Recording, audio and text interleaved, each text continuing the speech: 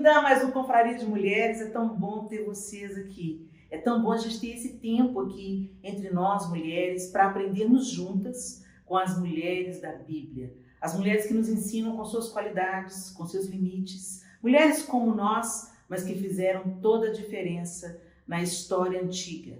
Então vamos lá. Hoje nós vamos aprender com Agar. Agar, a escrava egípcia de Sarai, que se tornou mãe do filho de Abraão, Ismael. Vamos lá? Você pode abrir a sua Bíblia comigo. Em Gênesis 16, nós já aprendemos com Sarai. Hoje nós vamos aprender com Agar. Então, nós vamos ver do capítulo 16, do primeiro versículo ao versículo 11. Tá bom? Então, acompanha comigo aí na Bíblia, porque para a gente ir captando as coisas juntos, às vezes você, acompanhando a leitura, Deus fala alguma coisa com você, assim, particularmente. Então é importante você acompanhar a leitura bíblica, tá bom? Vamos lá? Gênesis 16, a partir do verso 1, diz assim: Ora, Sarai, mulher de Abrão, não lhe dera nenhum filho. Como tinha uma serva egípcia, chamada Agar, disse a Abrão: Já que o Senhor me impediu de ter filhos, possua minha serva. Talvez eu possa formar família por meio dela. Abraão atendeu a proposta de Sarai.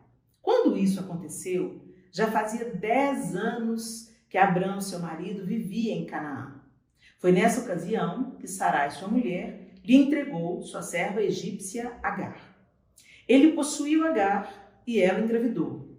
Quando se viu grávida, começou a olhar com desprezo para sua senhora.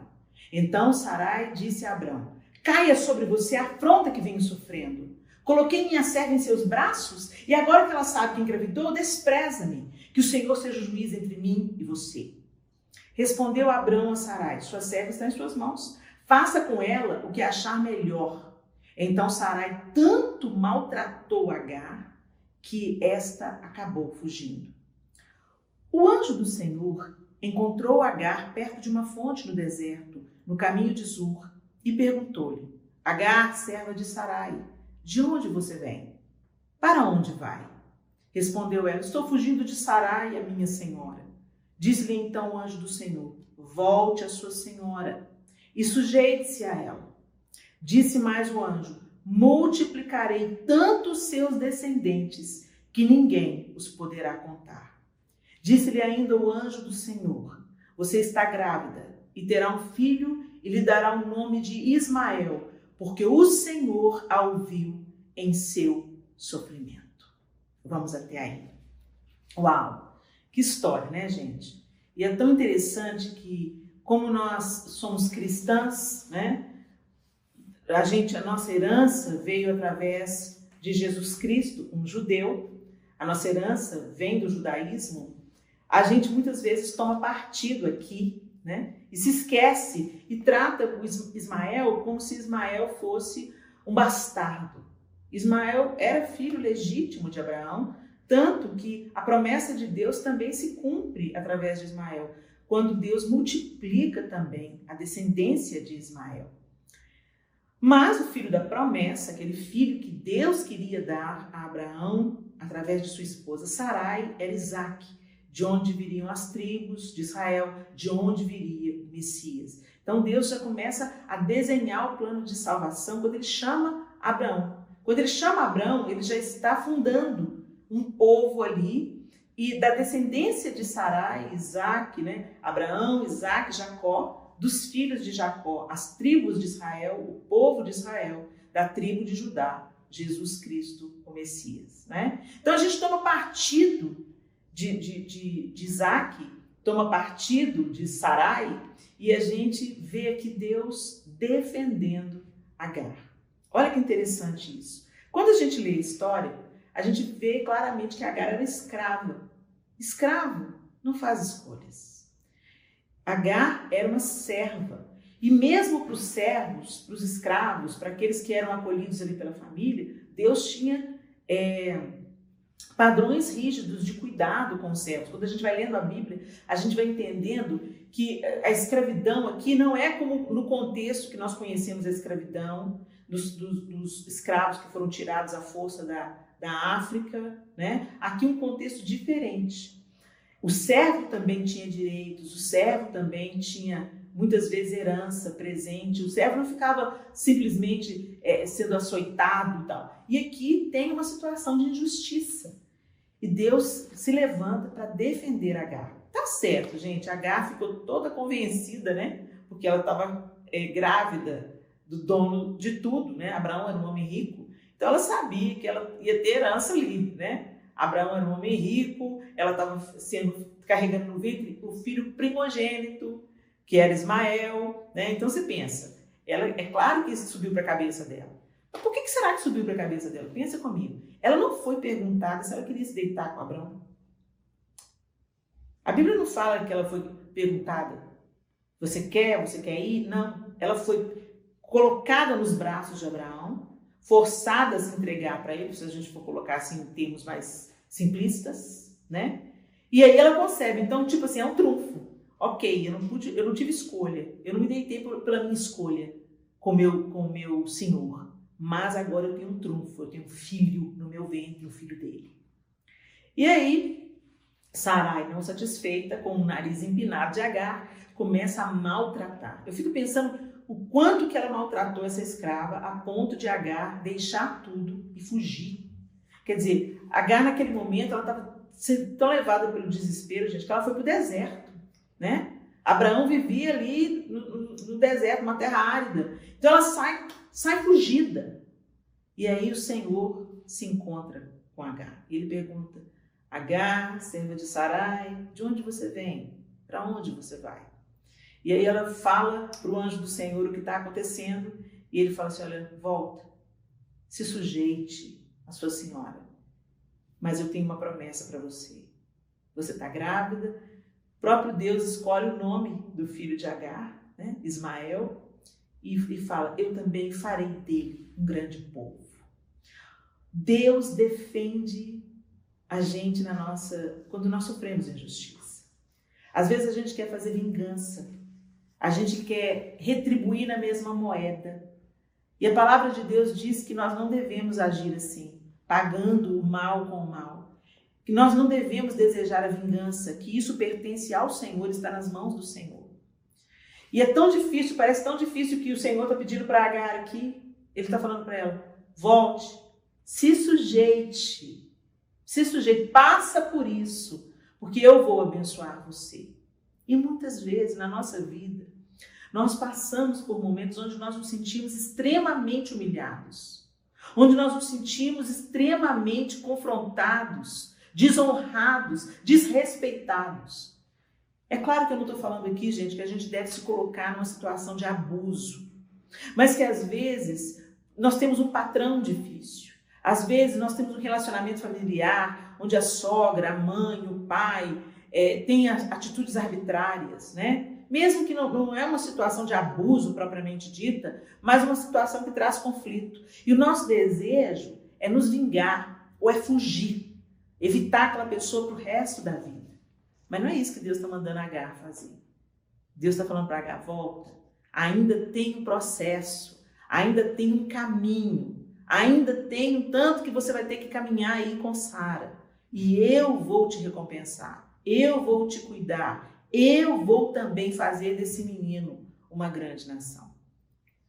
Mais adiante, a gente vê que o próprio Abraão manda Agar embora, né? A gente vai lendo a história e a gente vê Sara mais uma vez, que aí Ismael começa a zombar de Isaac. Mais uma vez a gente toma partido. Tinha mais que ir embora mesmo. Mas você já parou para pensar que durante 13 anos aproximadamente, Ismael foi tratado como filho da promessa?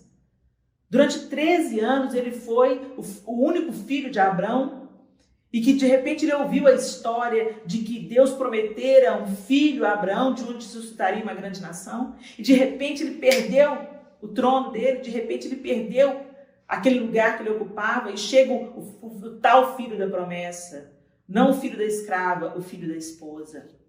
Você já imaginou que Ismael já tinha a idade da razão e ele dava para entender o que estava acontecendo? É normal ver esse menino zombando de Isaac, debochando de Isaac. Ele estava sentindo a rejeição que ele estava sofrendo. Então, gente, tudo aqui tem as consequências, né, das escolhas de Sarai.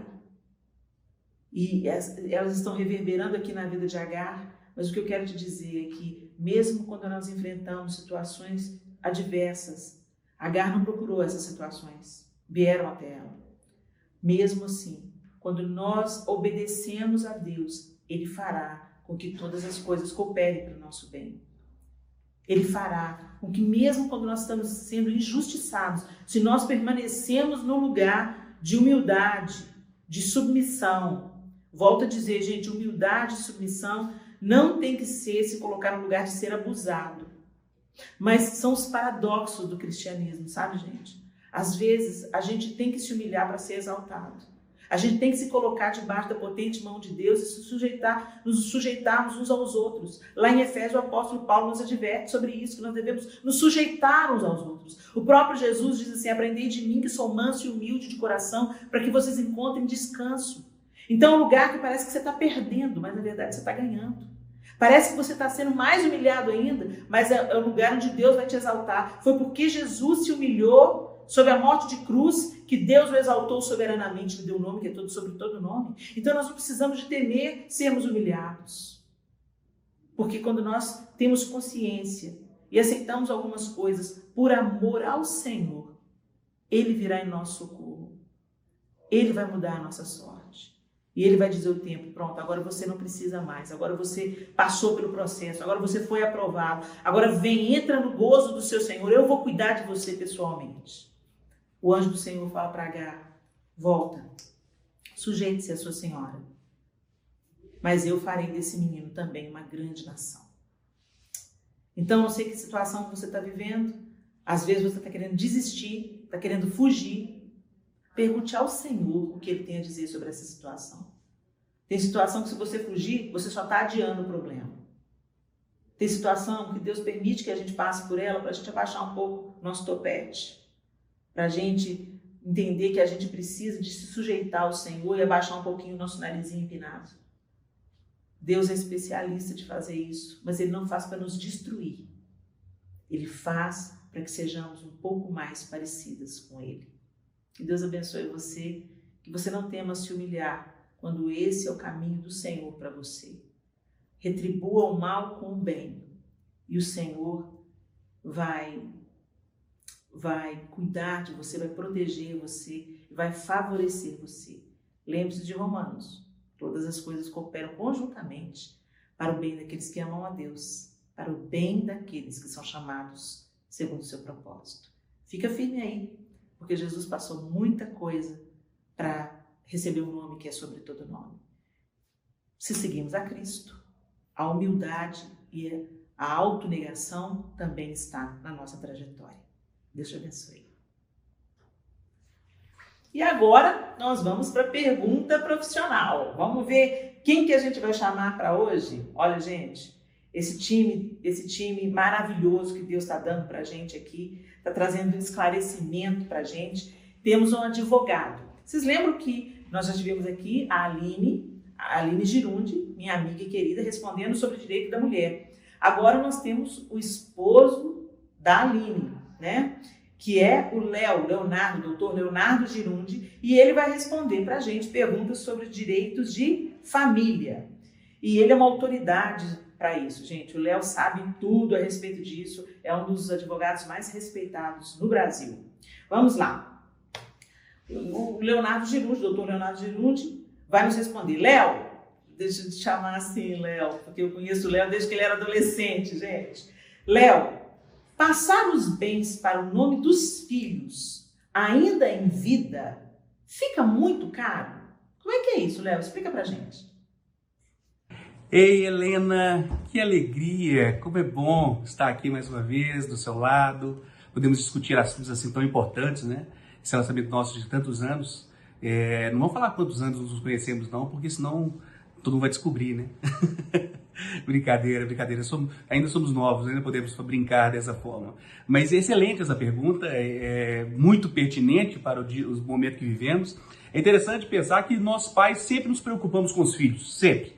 Quando não temos nada, não temos bens para deixar, preocupamos em ter os bens para deixar, de herança para os filhos. E quando temos os bens, preocupamos como seria a melhor forma de deixar, principalmente para que não haja desavença ou discórdia entre eles. E é tão interessante essa pergunta que em Gênesis nós temos um fato que fala exatamente sobre isso, onde Abraão, antes de morrer, ele desfaz dos seus bens. A Bíblia fala que ele chama os seus filhos e dá presente para alguns dos seus filhos e deixa o restante todo para Isaac. E é muito prudente essa situação. Se você puder antecipar este momento de partilha, é bom. Tem algumas vantagens financeiras, mas a melhor delas é a redução de preocupação com aqueles que muitas vezes não estão acostumados a lidar com o patrimônio. A primeira grande preocupação é deixar tudo organizado, né? Deixar os documentos separados, numa pasta específica, explicando documentos novos que expliquem quais são os bens e como eles estão ali prontos para a partilha. Essa é a primeira preocupação. A segunda coisa que poderia ser feita é o que nós chamamos de antecipação da legítima.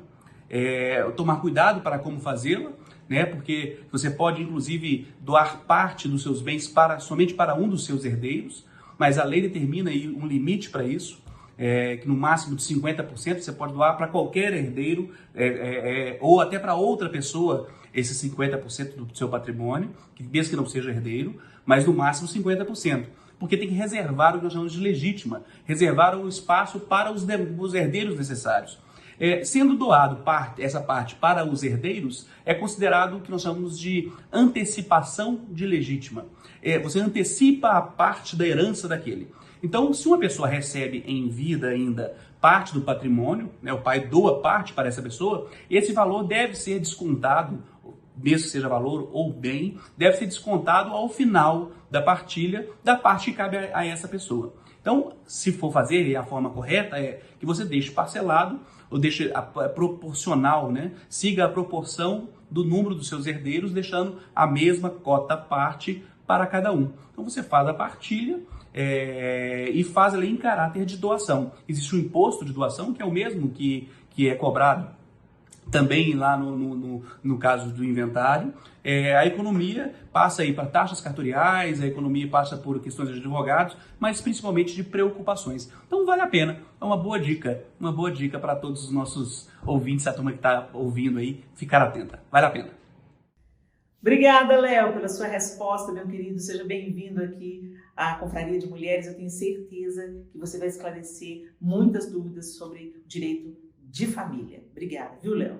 Agora nós vamos chamar aí o nosso momento de troca, né? Aquilo que eu aprendi ao longo da minha vida e aquilo que eu tenho aprendido, eu compartilho com vocês através de dicas simples que podem facilitar o seu dia a dia e deixar aí a sua vida mais fácil, mais cheirosa, mais bonita, sua casa um lugar mais aconchegante. Vamos ver o que tem para hoje?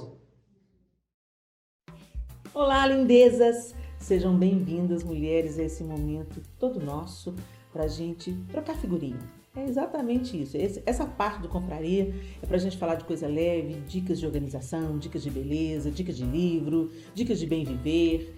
Então vamos lá. A gente sempre começa com o quê? Dica de livro. Ô, gente, eu espero que vocês estejam comprando, não dá para comprar todos os livros, mas eu espero que vocês estejam adquirindo pelo menos alguns títulos que eu tenho sugerido aqui e feito bom proveito. Gente, é muito importante a gente ler, a gente cresce, né? Como pessoas, como mulheres, como cristãs, como cidadãs. Então, vamos lá. A dica de hoje, gente, é um livro assim que, uau! Eu gosto de tudo desse autor, mas é um confronto muito grande. O livro de hoje, Deuses Falsos, de Timothy Keller. O Tim Keller é um cara que tem feito a diferença nesses últimos anos, sobretudo aqui no Brasil. O nome dele ganhou uma importância muito grande, ele é um grande autor e ele aborda aqui as nossas idolatrias, né, gente? As nossas idolatrias. Nós também somos idólatras. Nossa natureza humana sempre deseja adorar algo ou alguém. E se Deus não ocupa esse lugar não ficará vazio.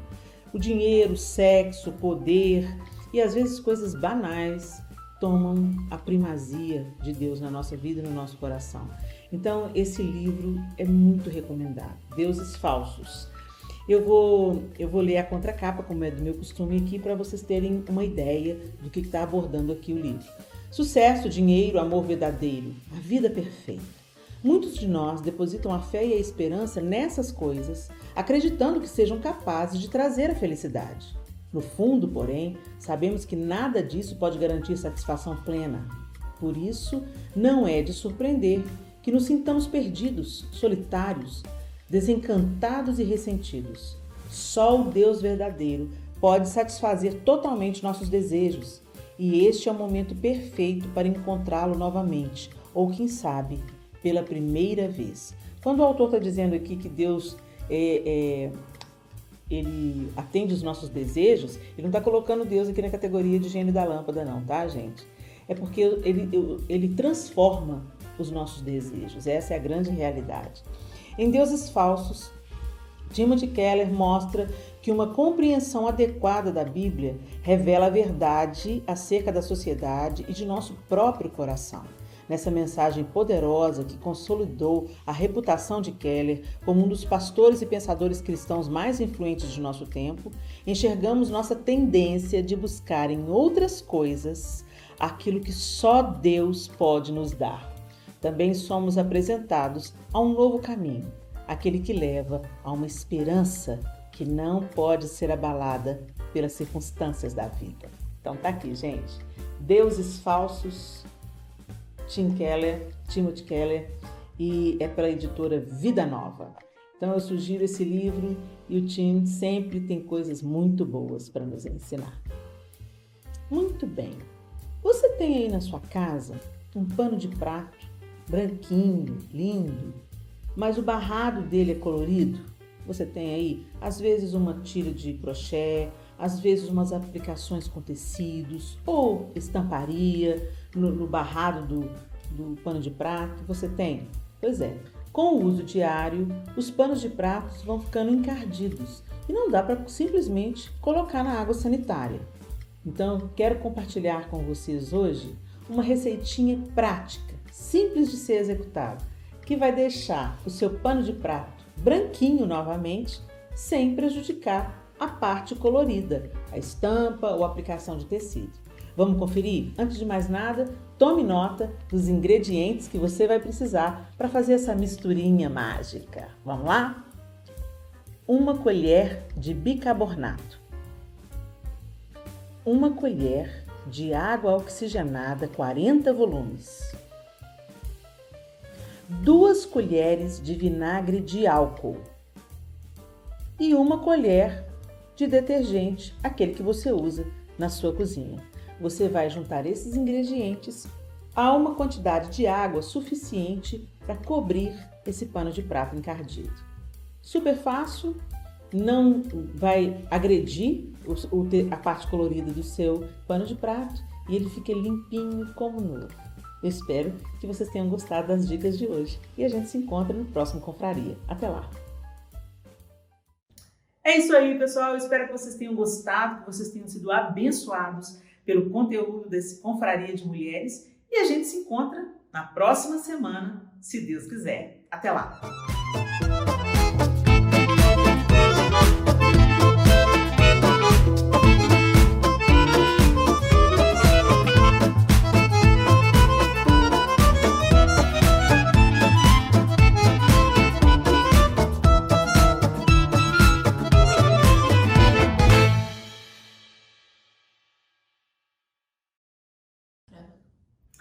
Muito bem, pessoal. Obrigada, Léo. Deixa eu fazer de novo.